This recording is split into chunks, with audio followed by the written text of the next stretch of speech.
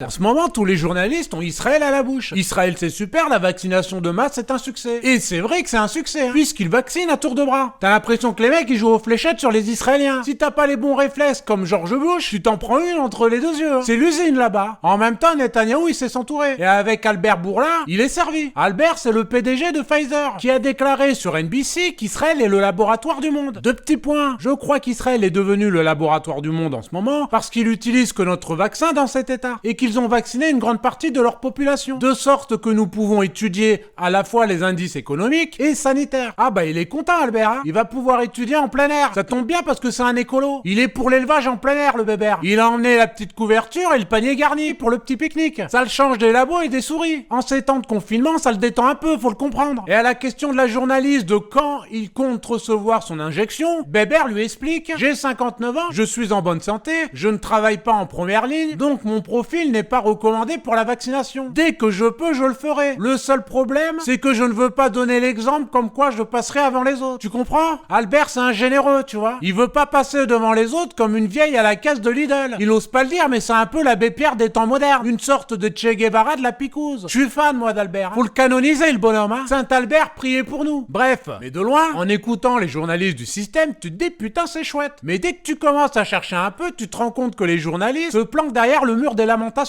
Israël, c'est pire qu'un labo. C'est l'enfer, je t'explique. Si tu reviens de l'étranger, on te colle un bracelet électronique, comme les prisonnières. À la différence, c'est que les prisonniers peuvent sortir. Là, non. Tu restes en quarantaine à ton domicile et tu te refais toutes les saisons de Game of Thrones, The Walking Dead, Dexter, Breaking Bad. Et si ta blonde est fan de Plus belle la vie, t'es dans la merde. C'est une séance de chimio qui t'attend. Autre joyeuseté, c'est le passeport vert qui va permettre aux Israéliens d'aller au restaurant. En tout cas, pour ceux qui se soumettent à la vaccination. Les autres, vous pouvez aller vous gratter. Avec une petite nouveauté qui mange pas de pain, les Israéliens devront se faire vacciner tous les 6 mois. Ça, c'est le côté généreux d'Albert. Comme il a passé son tour, il a carrément fait don de sa dose. Il a le cœur sur la main. On se refait pas. Et comme Israël, c'est merveilleux, ils ont pondu une loi qui permet aux autorités de connaître l'identité des personnes non vaccinées. Ça va permettre à Albert de les trouver au cas où il faudrait les sauver de force. On sait jamais, hein. Et comme les bonnes nouvelles en Israël pleuvent tous les jours, ils interdisent aux infirmières non vaccinées de travailler via un congé sans solde. Tout ça pour qu'au final, Israël annonce qu'il n'est pas exclu de voir venir un 4e confinement. C'était bien la peine, hein. Ça fait rêver Israël, hein. Bon, moi, j'irai pas passer mes vacances là-bas cet été parce que j'ai réservé à la Cano, mais vous inquiétez pas. Quand Bébert, Netanyahou et les maîtres du monde auront terminé les tests, ça va venir.